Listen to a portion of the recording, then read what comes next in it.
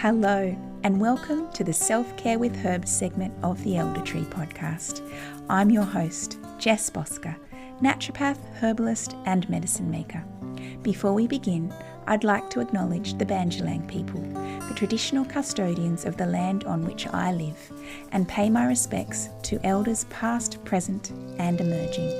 Now, come along and join me each month for beautiful conversations with guests from across the country, exploring ways we can weave plant medicine into our days to enrich our experience of self-care, sharing routines, rituals, and recipes for elevating mind, body, and spirit.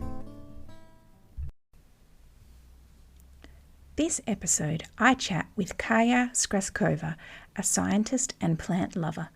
When she was 11 years old, Kaja dreamt of opening an old-style apothecary, a place sought after by people who needed to reconnect with herbs to heal.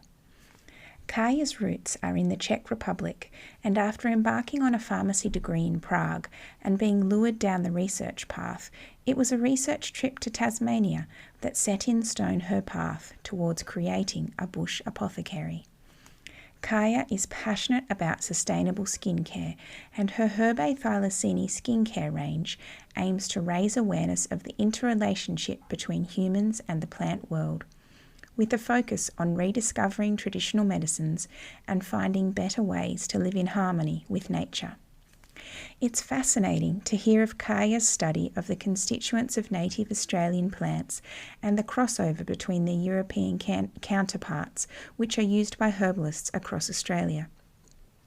We ponder how and even if it might be possible for non-Indigenous Australians to use native Australian plants medicinally in a way that doesn't misappropriate the knowledge of the traditional custodians of the land on which they grow.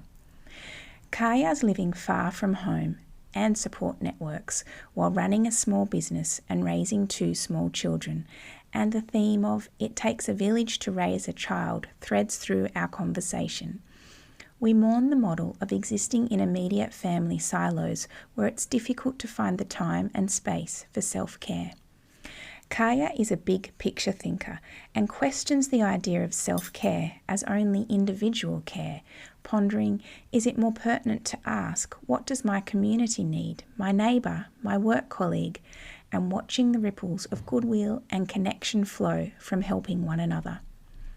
Along with being a passionate plant lover, Kaja's a skilled medicine maker, and I loved picking her brains about different herbs and manufacturing techniques. Towards the end of our interview, Kaja shares the most unique and nourishing herbal recipe that she uses to sneak extra herbal goodies into her young daughters. I can't wait to try it, and I'm sure you'll love it too.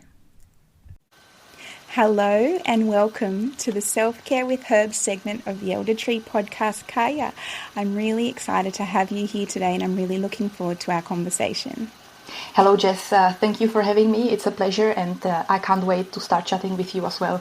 Yeah, so as you know from our previous chats, we're going to be chatting all about self-care, how that might look for you, things that get in the way for you. But the way I really love to start this conversation is to take you right back to the beginning and ask you, how did your relationship with plant medicine begin? Where did that first spark start to occur for you? Thanks, Jess. This is a very, I think this is a question to which I can give a very long reply, so I'll try to keep it concise. I think the very beginning started when I was about 11 years old, and I was one of those kids who knew exactly what they wanted to do, and for me the passion was always pharmacy. And there were probably a few factors that led me onto this path. One of them was that around that age, my mom had a lot of friends who actually worked as pharmacists, and I loved coming into pharmacies, and it always felt very safe and interesting. I always liked the job of a pharmacist, at least from the outside. And another thing was when my mom, also around that age, brought me on a trip to a small town close to the city where I grew up in the Czech Republic. And there was an old Baroque apothecary, which at that time already only served as a museum. But I still remember the feeling of entering this quite small space, which was still full of old wooden drawers and interesting jars, and you could very vividly imagine that all these drawers were once filled with, herbal medicine, and I could really feel the presence of the pharmacists, the apothecary, who were standing there having, discreet, in-depth conversations about health with their clients. And yeah, I was really captivated by the atmosphere, and this is something that still hangs with me. I love going into old apothecaries and even pharmacies, as long as they don't have a massive storefront full of toothbrushes and games and toys.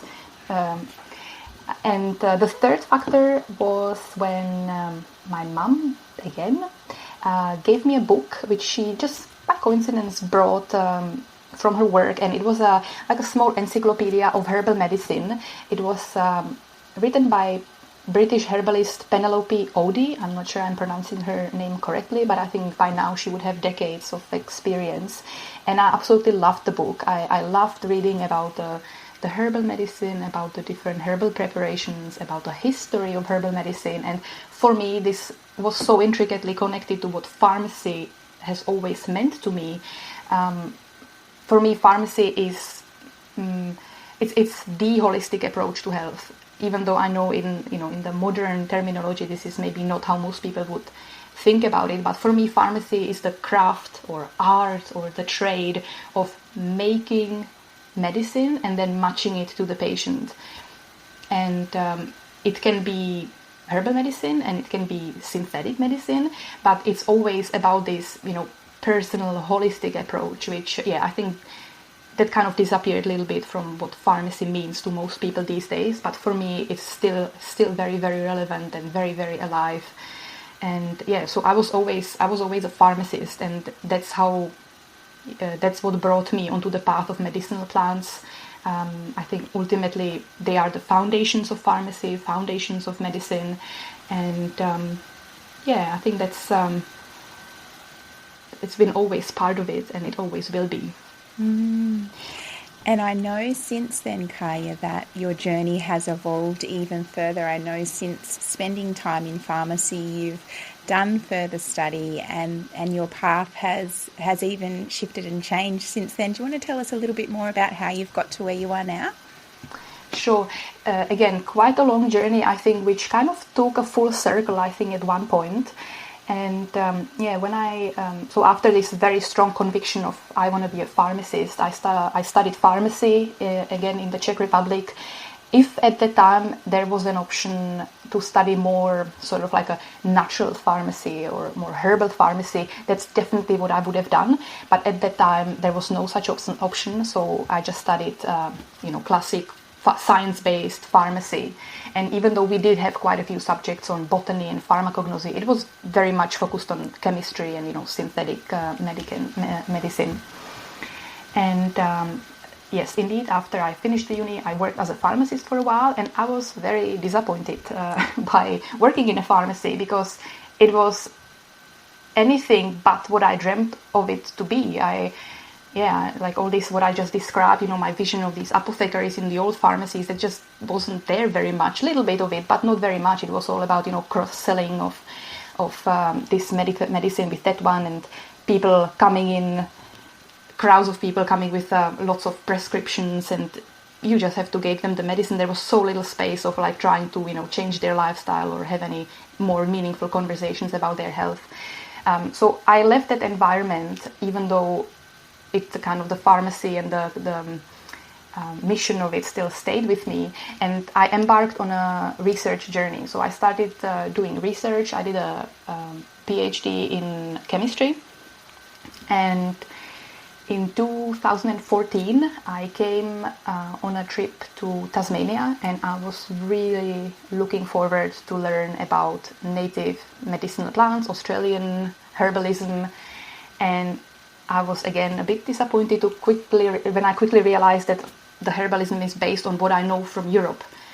So you could buy chamomile and calendula and all the herbs that I knew, and on the shelves in herbal apothecary, actually in Tasmania, in Hobart, the Gold's Apothecary, that was almost the only herbs I discovered. There was very little, if any, of native Australian plants. And in that year, 2014, I was still in the depth of doing my chemistry PhD, but I kind of started to dream of that once this is finished, I would come back to Tassie and start researching more the native plants and the native medicine.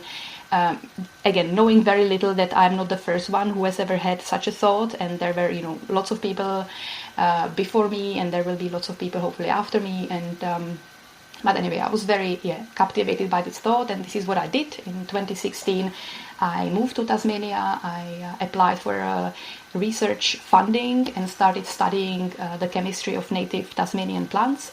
I was basically comparing the chemistry of native species to their sort of like European relatives. So it would be a genus of a plant, one native species and one European species. And I was looking at the chemistry, and the results of the project were very fascinating, because the chemistry was always so similar that it kind of led me to thinking that, well, the native plants could very easily replace, the imported and non-native medicines.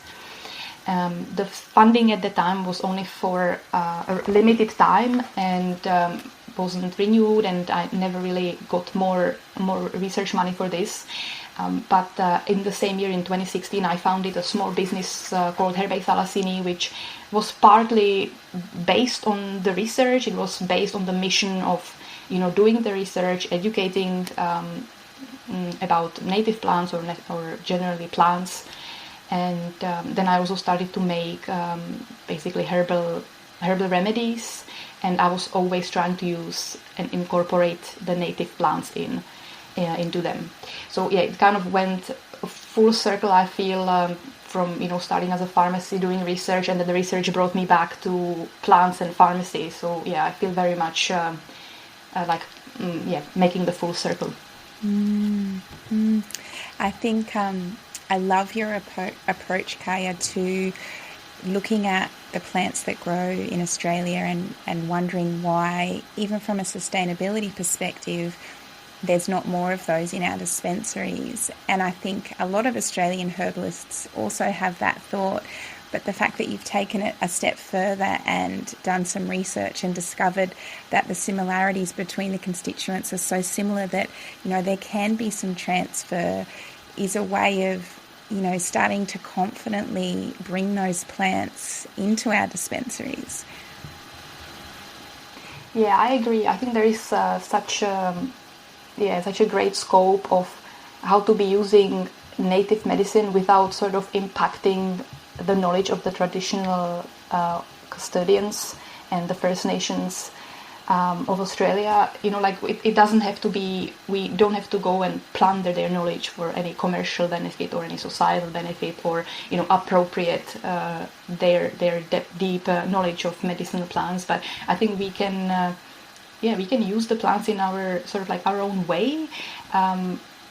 Using more of them, growing more of them, regenerating more of them, which to me is just, it's like a win-win, because the more you rely on plants that actually grow around you. It does have a glitch now that I think about it, though, of course, and that's always wild harvesting. That there is always the danger of discovering some native medicines or putting into use a plant that is native, and then we just go and over harvest. There is always a danger of this, but I would always have to stress that it's about growing the plants, bringing them back to the ecosystem, rather than going bananas about over harvesting a certain plant from the wild. I agree, and I think we put so much effort into trying to encourage these European plants to thrive in an environment where it's not their native climate, where we have these beautiful native plants that so few of us know enough about to use, sitting right here on our doorstep, that if we were able to, as you said, grow more and get to know them and start to use them medicinally, it has such a big impact in so many ways, and a great way of encouraging sustainability in an industry where, as you said, often there's a lot of herbs that are overused. Yeah, there's also another aspect of it, and that's that there are just so many of these introduced herbs basically became noxious weeds. I remember in Tassie I actually wanted to grow some St. John's wort, and you're actually not allowed to do it. I know there are some people who kind of do it, under the cover sort of, but you're officially not allowed to do it because it spreads so easily and it can get very quickly invasive. And you're just sometimes, driving through the Tasmanian landscape and you can see all sorts of weed growing around, which could be used medicinally, like just harvest it and use it, which often is complicated because the weed is often sprayed and you can't really be using it. And I remember years ago, I even had conversation about this with some farmers, and they were basically saying that, it wasn't farmers, it was someone, it must have been like some sort of like a botanist who was saying that it's actually a problem with the farmers, because once you would say, oh, these plants can be harvested for some use, well, they would be less inclined of getting rid of them as weed. Yes. So it's very complicated. When I came to Tasmania, I felt everything was very simple and let's just do it like bam bam bam, and then I realized very quickly, there are all sorts of nuances and problems and there is so much weed growing out there that is not utilized, and at the same time there is quantity of native plants which are underutilized as well. Yes. It's you've opened the door and there's so much scope, huh? Yeah, I know. And I love that your research has really informed your beautiful business today. Do you want to tell us a little bit more about that beautiful skincare business that you have? Sure, yeah. So Herbae Thylacini is, as I mentioned, it was inspired primarily by the research and sort of educative activities, but very quickly I started building on sort of like my dream of, from my childhood of having the actual apothecary where actually people come, for advice and, having like a herbal dispensary. And so I started making little herbal remedies, and most of them are for topical application, so we would call them skincare. And I try to incorporate as many native plants into the remedies as possible. But another sort of ethos, or I would say even the foundational ethos or the bearing ethos of the business is sourcing only local plants and local ingredients. So most of my remedies are made with 100% Australian ingredients, and over the years I have developed some beautiful relationships with growers and herbal farmers across Australia. A lot of them are actually based in Tasmania, and I'm sourcing the plants directly from them, making my own extracts and then turning them into the remedies, and all the while trying to mention the message over and over again that we don't need exotic imported ingredients with the abundance of plants that grow around us. And we talk about it a lot in food, where people it starts to home in that it's better to buy a local apple rather than an imported apple. But with like cosmetics and skincare, it's just nobody talks about it. And often, skincare product can have 10 or tens of different ingredients, and if you calculate actually how many miles the ingredients traveled all over the world just to get to the maker, and then often the product is shipped again to the other side of the world to the final customer, it's just absolutely ridiculous. And all of this can be so minimized by really sourcing locally. And it's just very, even people who are very, very mindful, a lot of my clients and customers are very mindful of sustainability and of transport, etc. But they kind of, it's not just pronounced with the cosmetics and skincare. It's just not, I don't know if it's because it's not talked about, but it's just so not embedded in our consciousness, to think about it. And so one of my pet peeves, for example, is rosehip seed oil, which is very, very popular ingredient. And basically all of the rosehip seed oil that comes into Australia comes from South America.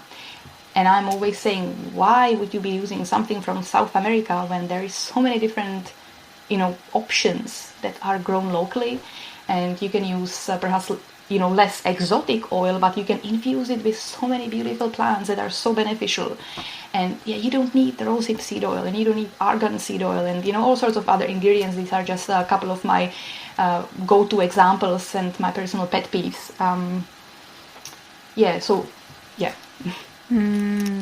I love how sustainability in all areas really informs your business model, and I love how you've taken a stance where you're only sourcing ingredients locally, and even to the fact of not selling your products overseas. Like, that's a huge way to reduce your carbon footprint, because you're not shipping those products to such great distances.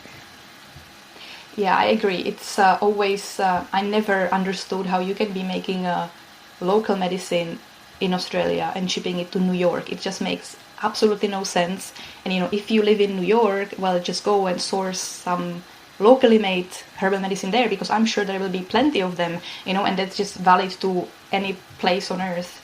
And so it's right, I'm not selling the products overseas. I've been told by many people that it's a nonsense, and my business is never going to grow enough, and I'm losing revenue, etc., etc. But I'm very, very strong with this, and I've had a occasional clients who approached me because they bought my products at a market, and they were from, Singapore. I think it happens about twice or three times, and they really, really wanted me to ship it to them. So that was the only exception I made. But otherwise, if you go to the website, you just can't. You can't order it from overseas. I love that model, Kaja. Now we're going to start delving into the self-care side of our conversation now. And when we chatted yesterday, we spoke about how you've undertaken a big trip with your young family, and you've recently moved. And so I imagine that at those times, maybe self-care has fallen off, or maybe it's something that you've really delved into. But I'm wondering what it is that self-care means to you, Kaja. I have been thinking about this quite a lot, and to be perfectly honest, when you say self-care, the very first thing that comes to my mind is that self-care is a toolbox or a kit of different rituals and small steps that one uses to look after their mental and emotional health. That's really like the first thing that comes to my mind. And of course, if I start to dig in and scratch the surface a little bit or zoom out, I quickly realize, well, it's not just mental and emotional health. Surely it must be your physical health as well, and your social health as well. And well, maybe actually self-care is like a toolkit for health. And it just gets kind of very complicated, and it's like this big overarching definition of self-care is maybe health. But I think for the purposes of our chat, and just to make it a little bit more understandable without really using this encompassing definition, just staying with it's some kind of rituals that we do to feel ourselves healthier, better, calmer, more in peace.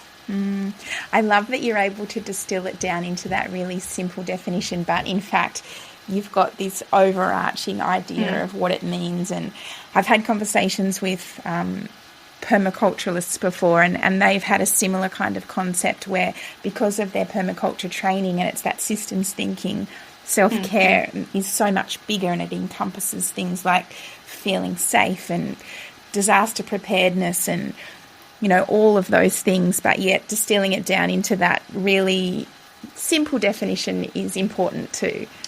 Yeah, it's really hard, because once you start digging into it, it just gets complicated very quickly. And then also, for a purpose of a conversation like we are having, it just gets impossible then to talk about anything, because you immediately see the map, and my brain works a little bit like that. I'm very, I always see like the context, and sometimes I find it difficult to talk about a detail, because I always see the detail connected to everything else around.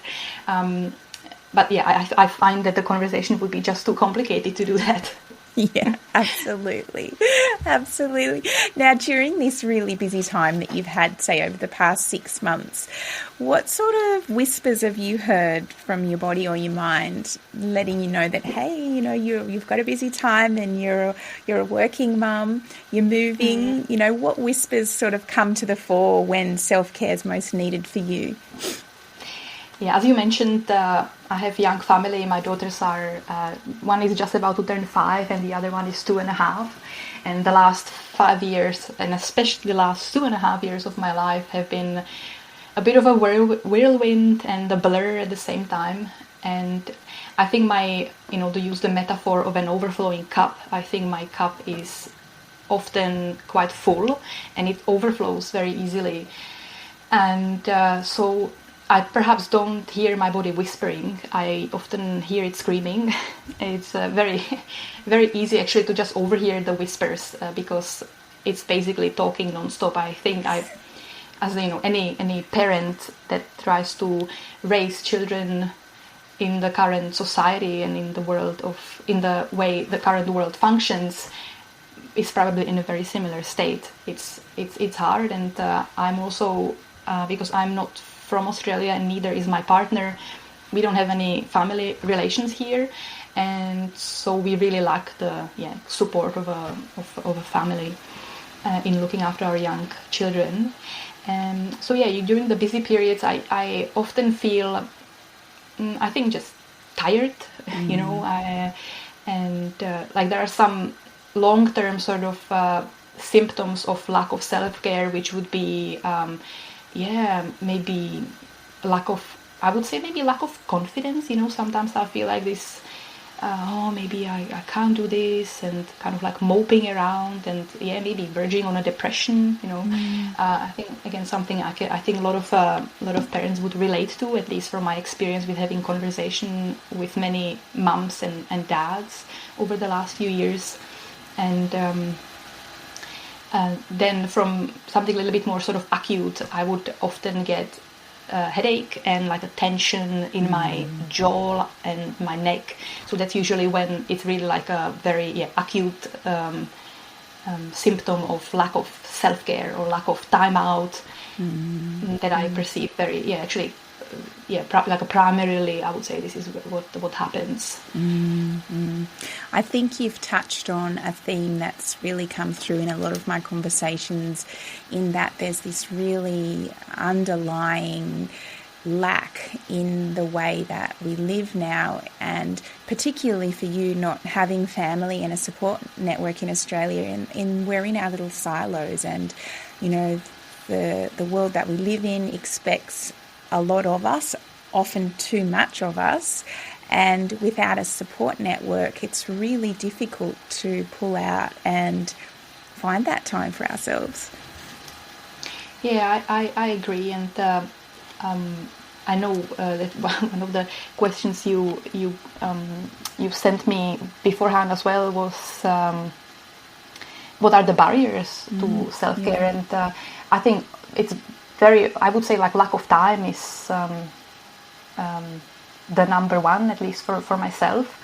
And it has never been about money and not being able to afford this and that care, but really just a purely lack of time, lack of space for myself. I mean, parenthood is just such a paradox, like a role full of paradoxes, because I've never felt lonelier in my life, yet I just crave to be by myself, like when I'm talking about like this. Yes.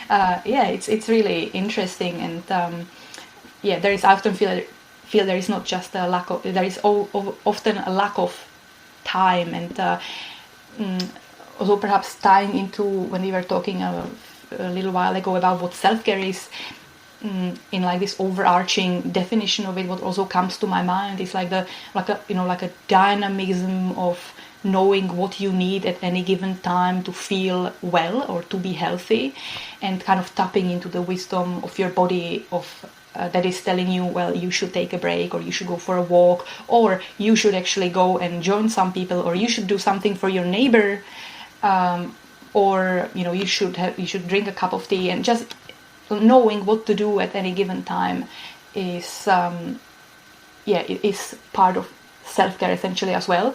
But being a parent, I often feel like I know what I need to do, but I just can't do it. Well, because it's simply impossible. Because if I feel like I need to go out for a walk by myself, well, that's hard to do when you have two kids that are tagging along, or even just drinking sometimes a hot cup of tea is impossible, because you just don't, you attend to 10 different things around it, and by the time you go sit down to drink that hot cup of tea, it's cold. So I think it's just lack of time is probably like number one thing. Yes, absolutely. And it all ties in together, doesn't it? The fact that, we're not living in a society where we have that extended sense of community. Some of us do, but a lot of us don't, where we're in our individual silos of, our immediate families. And, in previous times when communities were more connected, your neighbour or your down the street friend would have come and taken your children, so that and had their children as well, so that you had that space to have a cuppa, or maybe all of the kids were playing together, and you were sitting down and having connection with somebody. But currently it's quite rare that there's that sense of extended community where the support is available, and we are more able to have those pockets of time. Yeah, I think, and that's another thing that actually comes to my mind about the whole, just the word self-care, that it's in our individualized society is always turned to, so what do I need to feel better? What would make me feel better? And maybe that's where the problem actually starts. Maybe we shouldn't be thinking so much about what I need, but to really start thinking about, well, what would my neighbor need? What would my friend or my family? And because if we do it for someone, and if this was normal, then when someone would be tuning in for us as well. And for all of us, I think a lot of people could relate to the great feeling of helping someone or doing something nice for someone else. So I've been actually recently also playing with the idea of that, maybe self-care is actually, or part of self-care should be actually like care for someone else, like really looking around yourself rather than focusing constantly on what do I need, what would make me feel better. I love that, Kaja, and that is building those connections, isn't it? So that there is more of a sense of space and support and feeling held by the people around you, and the community that surrounds you, and that feeds into how you feel and supporting you while you're supporting your community. Yeah, exactly. Yeah, and I think we should just probably have, more conversation about this in public space, or even amongst ourselves. And I know it's just so hard to make any such change. We have recently moved to a busy city, which is incredibly expensive to live in, and you just see people just going around the clock, just trying to live, and and there is so little time to. Like, I can see how people don't make space for someone else in their lives because they are just trying to survive, right? They are just trying to get from one day to the next, and it's just ridiculous. Like, I think our lives have just turned into, it's just like moving from one task to the next, and there is so little space for the space between the lines, sort of, if that makes sense.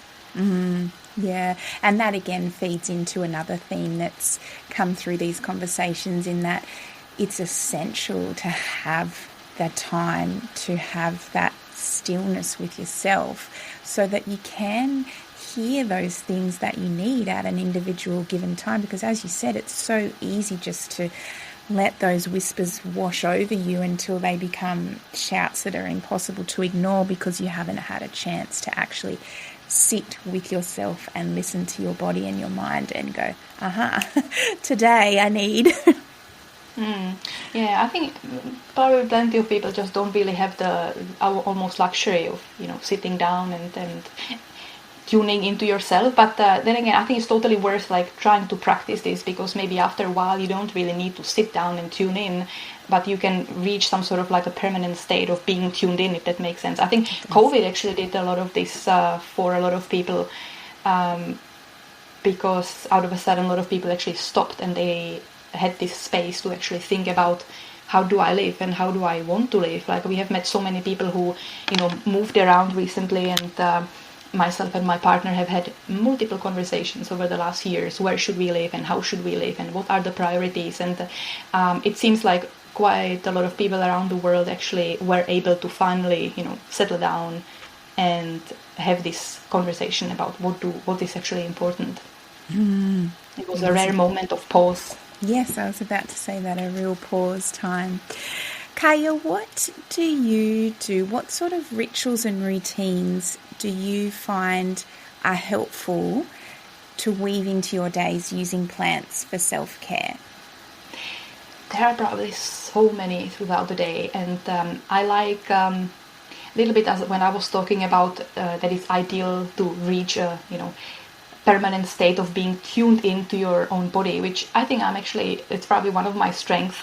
But in the same way, I try to treat the incorporation of plants into my life, rather than every now and then doing some massive plant ritual. I just like to, add herbs and plants throughout the day into every day of my life. And sometimes it can look like, sprinkling mint or lemon balm leaves on top of my yogurt, and adding some tinctures into a glass of water, or actually going for a walk into a forest and connect with the plants that grow around, or forage something and then use it in the kitchen. I use most of the remedies that I make, I'm using these daily, which is another nice way how to connect with herbs, because I know how they were made and where all the herbs came from, and I have very intimate relationship with the remedies. So yeah, Can you tell us a little bit more about some of those remedies and plants that you've connected with and worked with? So as I mentioned, all of the remedies that I make are made sort of from scratch. So I always get bags of seasonally grown herbs from Australian farmers and growers, and then I make my own extracts. This is something I'm actually really interested in. It's a bit of my special interest, really, and it again ties into like the craft of making a medicine properly, really knowing how to extract a certain plant so that it can be transferred into a specific remedy with a specific that should have a specific effect on the body or mind. Something I'm really into, and so I make all of my extracts and often experiment with making different ones. And when you say extract, Kaja, do you mean a tincture, like an alcoholic extract? Yeah, it can be all sorts. So all sorts of media, all sorts of ways of preparing the extract. So skincare, because the remedies I make are for topical applications, for skin application. The way you can use tinctures on skin is quite limited. So tinctures I do prepare a whole heap of tinctures, but not to use for the remedies that I make and then sell online.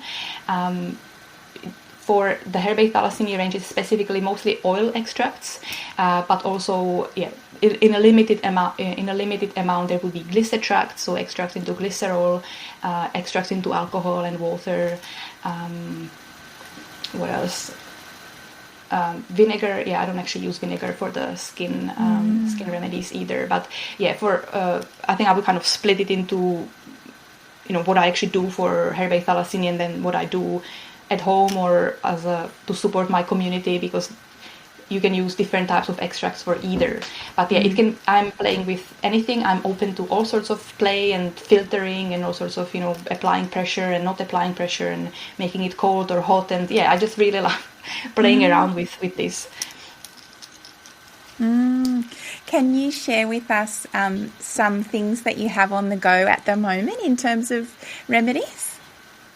At the moment, it's a tricky question for me because we were actually we have been traveling actually. So I have just come back from a 6-week trip to Europe.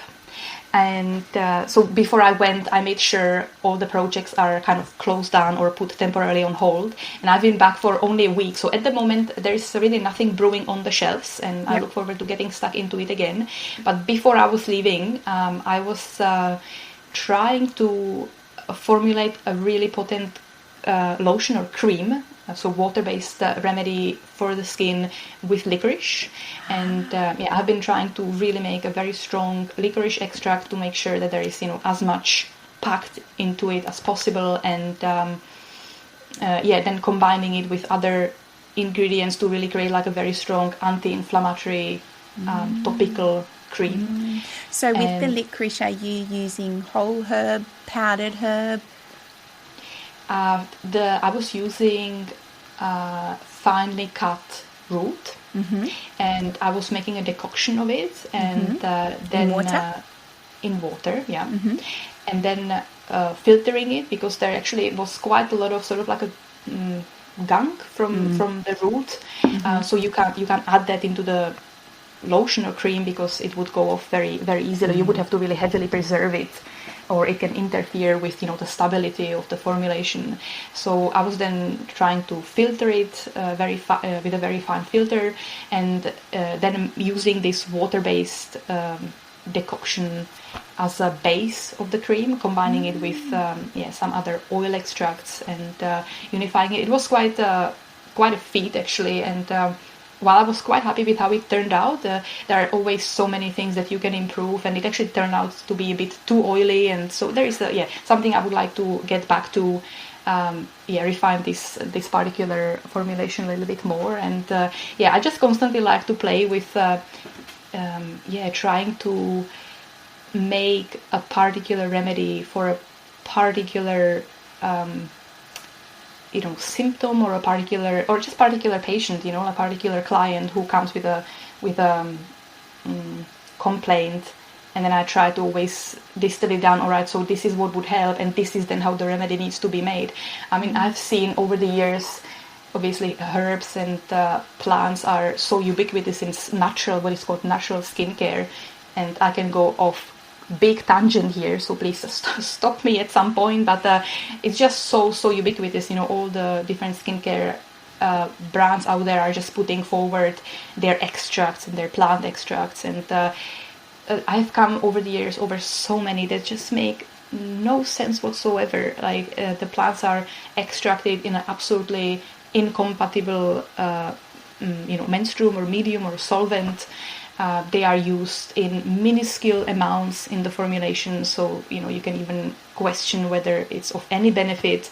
They are mixed in ways that I often look at the formulation, and here I say, of course, I don't always understand, what was the intention, perhaps, or I don't understand everything. But often it happened that I would look at the formulation and think, like why would you even put these things together? It just makes no sense. It sounds good, it sounds interesting, exotic, but it makes no sense. And often there is, plant-based skincare that lists, 10 funky extracts, yet the cream is completely white, and you think like, wow, that never happened to me. Like usually when I make a lotion or cream or any herbal remedy, for that matter, it has some vibrant color. It's never white. Yes. So you have to think like how many extracts probably made it into that particular product. Probably not very. Yes. Probably many, but in a very, very low concentration, right? Yeah, absolutely. When you talk about glycetrax or glycerites, are you using those in your skincare products or using those to take internally as a remedy? I'm doing both, actually. Okay. I like working with, because the glycetracts are very easy to work with in terms of preservation, because glycerin can act up to a certain concentration as a self-preserving solvent. So if you would have a plant standing around in water after even a couple of days, it might go off, or let alone weeks. Whereas if you use a high concentration of glycerin, it's way more stable. You don't have to be actually preserving it. So then when I'm actually making a skincare formulation, it means I don't have to be using 10 different extracts. Each of them was preserved on beforehand, which is also a very ubiquitous practice in the natural skincare industry. And so I like working with glycerin, and I'm using it for the I'm using it internally as well, just to add. Usually I combine it with tinctures. So I must say I'm not a big fan of not a big fan. That's not the right way to put it. I am a big fan of tinctures, but I don't often like their taste. So I often like to combine, either making an elixir with adding honey, or adding a bit of glycerin just to make it taste a little bit better. And what herbs have you enjoyed playing with in a glycerin base to take internally? I have been preparing rose glycetract. That's been something. It was actually something just before we left. I felt this strong attraction to roses for whatever. There is no reason. I just felt attraction to roses, so I was playing around with those a little bit, and I prepared the glycetract. It was actually a combination of alcoholic and extract in glycerol and alcohol, but it was rose. I really like marshmallow, using it for a glycetract as well, because it releases the gooiness of marshmallow. The mucilage releases very well into glycerol, so I like that. And I'm using it. That particular glycetract I use both internally and topically as well. And I'm thinking what else recently. I think these are definitely the two that come to my mind that have been quite heavily used. I've been also using actually violet. It's another really interesting plant that just is connected to water so much that it needs to be extracted into water, because again it's very rich on saponins, very rich on mucilage, which release very readily into water environment. So again, combining it with a bit of reserve. Do you mean native violet, Kaja? I have been only working with the non-native, so I think it's the Viola tricolor, but particularly violet. Yes, you're right. There are so many native species of violets, and I think this is one of the primary candidates for hey people, let's try to use a little bit of native medicine here, because there are so many different native violets, and they also you can easily grow them by yourself in your garden. They just grow quite well. Actually grew a few of them when we were in Tassie. I grew some native violets, and they were actually growing very well. They are much smaller, a lot of them anyway, than the non-native variation of violet. So you have to grow more of them to get a good harvest. But it's definitely, I think, a great candidate for like a swap over. And when you're extracting the native plants that you use in your products, are they extracted in a whole heap of different mediums as well, or are you using them mainly in oils? Let me think. I think oil definitely is a number one, but again, I have been using, for example, rosella or hibiscus. That's actually another glycetract that I've made, because to release these beautiful anthocyanin colors, like these beautiful rich red colors, you need again water medium for that. So either water or alcohol or glycerol, all three of them are wonderful candidates for getting this out of the plant. And it doesn't work with oil in this regard. You will never get I think there are some ways how you could, but if you are just doing it at home under simple conditions of putting it in a jar and pouring oil over, you will never get this red color out of it. So it's both. With the native plants, I try to experiment with, again, all sorts of media, and or using just ground herbs, grinding them into a powder. And are you using the research that you've done on those plants, knowing what the constituents are, to help you decide which medium they're best extracted in? The research I've done wasn't, it wasn't that broad. I haven't been, unfortunately, able to spend years and years on it. So I wasn't able to investigate that many of plants. I would say that my kind of like my training in pharmacy and chemistry always guides this, and that's where my formal training comes from. It's I've been educated throughout in chemistry, and so that's always something I really rely on. But again, I often use it as like a basis for making the extracts, and then there is always like an addition of like just being guided by a bit of, like whatever you would like to call it, like intuition or like the energetic form of the herbs. But yeah, my training comes from chemistry, and this is always what I'm using primarily. Beautiful. When you are able to, it sounds like you have a really lovely connection with plants in lots of different forms, and a nice broad selection covering both the traditional European herbs and some native plants. When you're doing that consistently and introducing those plants regularly into your days, what sorts of benefits do you feel flow over in terms of your physical, emotional, spiritual well-being? I have went earlier this year. We were actually moving. We moved after seven years living in Tassie. We moved to Brisbane, to Queensland, and we were on the go for quite a few weeks. And before then, it was the actual packing of the house, and it was very busy time. And especially on the travels, I kind of lost for a number of weeks access to like heaps of fresh vegetables and herbs, and I lost contact with my garden, and so there was way less sort of fresh food, if that makes sense. I mean, of course, we still ate vegetables, and I was trying to cook in a similar way, but there was way less of it, and I perhaps didn't really notice anything until the point where I reintroduced it into my life, because out of a sudden I felt like, oh wow, like I have so much more energy, and it's very difficult for me to describe this with words, but it felt like, oh yeah, I'm vibrant finally. I am my body is kind of vibrating again. I have some energy. I have confidence. I have the get up and go and do something and pick up new projects and pick up new ideas. So for me, it's really about like lifting this heaviness. Like it's almost when I'm imagining it as, I'm full of like this, like as if I was filled with stones and just can't move.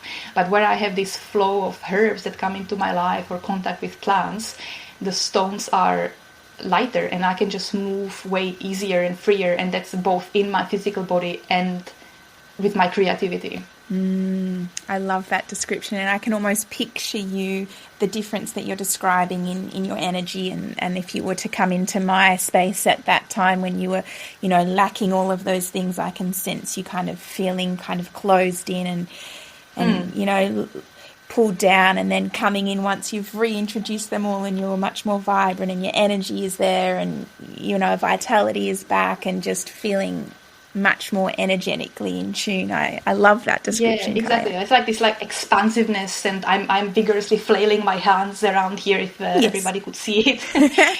Just trying to get the words out of me. But yeah, it's like this expansiveness and lightness and flow. Yeah. Yes. Flow.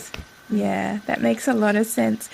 Now, in terms of, recipes or rituals that you really love to lean into, is there a particular recipe using plant medicine or a ritual that you like to engage in that you'd like to share with us? It was very hard to pick one thing that to talk about. Apart from what is always the easiest is really like to pick up some of the remedy that I've already made for myself, and I use them daily. So that's something I do. But what I actually do for my daughters and for myself every day is like this. I call it, or I actually never really had a name for it, but I'm trying to dig out a name right now, but something like a super herb porridge. So my girls, both of them, eat porridge for breakfast pretty much every day. And I always try to, sneak in the herbs into that. So it could start with soaking the oats overnight with a bit of herbal vinegar, because the acidic environment actually helps to degrade the phytic acid, and then the oats are more, you can access the nutrients better. So this is what I do. And then in the morning I would strain that, pour over some milk, quickly boil it, and then add into the porridge some additional tincture, or mix the tincture into a yogurt and put the yogurt on top of it, and then sprinkle some herbs on the actual yogurt and porridge combination, and add it with some fruit. And so just with very simple meal, you just have, you can easily stack up 5 different, or even more if you want to, but it's not necessary really. It's not about trying to stack up as many as you can, but just like you can really put in so many different herbs just into this simple meal, and it's also invisible, which sometimes helps with little children. Yeah. I love that, Kaja. I've never thought of adding herbs into porridge before. That's brilliant. And what are some examples of some of the herbs that you do like to bring into that meal? For many years, it's been lemon balm. It's like a number one herb that I really go to. Again, there is, you can probably reason knowing what lemon balm does. It's very easy to find the reason. But for me, it was like a very intuitive, I feel really good in the presence of lemon balm. I love the smell. I love how it looks like. It's something about just the way it looks. And it's one of the herbs that is also very easy to grow. Well, perhaps not in the middle of Queensland summer, but it grows quite well. And when we were in Tassie the last 3 years, we lived on the coast, in the south, in kind of like a beachy little town, and it got quite a lot of wind, and I'm talking 60-80 kilometers an hour gusts of wind very, very often. And when we moved to that house, I planted some lemon balm outside of the house, and it had this beautiful flowy appearance to it, like these big broad leaves, and it was quite delicate, and it was really pummeled by the wind. And within maybe 3 or 4 weeks, I don't remember how long that took, but it was quite quickly, it got so much sturdier. Like the stalks grew, instead of high, they grew almost like prostrate, more like into the sides. They became much stronger, more almost like woody, and the leaves got also smaller. And I thought, wow, this is such a beautiful example of resilience and what lemon balm means to me, like this creation of resilience. I'm going to either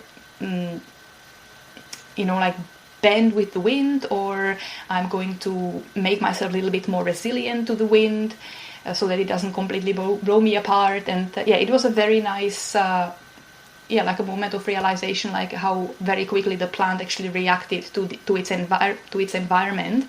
And that's what essentially lemon balm does for me. So I've been using a lot of lemon balm for this particular recipe, but otherwise pretty much anything that's on hand. So I always have something going, so calendula, chamomile, or even mint. I'm actually not a big fan of mint, but my girls quite like it. So mint is a herb that I often use as well. I'm thinking, what else did I add into the porridge? I think actually I probably added some marshmallow as well, because it just has this sweet flavor. So you can mix it in easily. And for the vinegar, which I use to soak the porridge in, I often use nettle or oat straw, so just to add a little bit more of oats. I feel like people are going to be taking notes during this episode, Kaja, so they can replicate that beautiful, nourishing meal. How delicious! It's funny because it's like the beauty of it is that you can just use pretty much anything that you have on hand. It doesn't have to be, because it's not like you're trying to treat anything with the porridge. It's just you just add a little bit of this beautiful energy of the plants into it, that you can really use anything that you have on hand. I love that. I'm going to try that for sure. Now, I have one last question that I think you're going to find quite difficult to answer. And that is, what plant do you find you have the deepest connection with, and why is that? Yeah, you are absolutely right. It is a difficult question. It is like almost like deciding which child of yours is your favorite. Yes. So I feel like it would be a bit of a treason to name one plant, but I've already spoke about lemon balm a little bit, so that's definitely a plant I've felt quite connected to over the years. And since my children were born, I went through like a phases of being really connected to lemon balm. Then for a long time it was also motherwort. It was specifically after the birth of both of the girls. Yes. Then it was lavender, which again I think it was just coming from I actually found it interesting at the time because I never liked the smell of lavender. I always found it too overpowering. But I think I went through a time when I was really so prone to anxiety that lavender I just loved it, and I couldn't get enough of the smell. I was constantly like sniffing lavender pillows and lavender tincture, and everything was just lavender, which is also makes a lovely addition to porridge, by the way. And finally, recently it was the rose. So these 4 plants, lemon balm, motherwort, lavender, and the rose, have played very important roles in my life since I became a parent. And I've actually also created one of the, I think it was the latest product that I'm offering through Herbae Thylacini is actually a body oil, which is meant for postpartum care. And it contains, apart from the rose, these other 3 herbs, so lemon balm, motherwort, and lavender. And I created it for myself initially because I just wanted to be completely embalmed inside out with these herbs. So while motherwort wouldn't be a primary choice for me to extract into an oil, lemon balm and lavender would be, but not motherwort. In this case, I really just thought, all right, I want it in as well. I just want to be covered in this medicine, and it became quite a popular remedy for women who not necessarily just gave birth. You are forever postpartum. Once you give a birth, but. So it's not limited to being freshly after giving a birth, but I found it a very potent remedy, which became actually quite popular. So definitely difficult question, and I might add one more thing about the connections with plants. I just always love being immersed in plants. So for what for some people is beach, for me that's a meadow or a forest.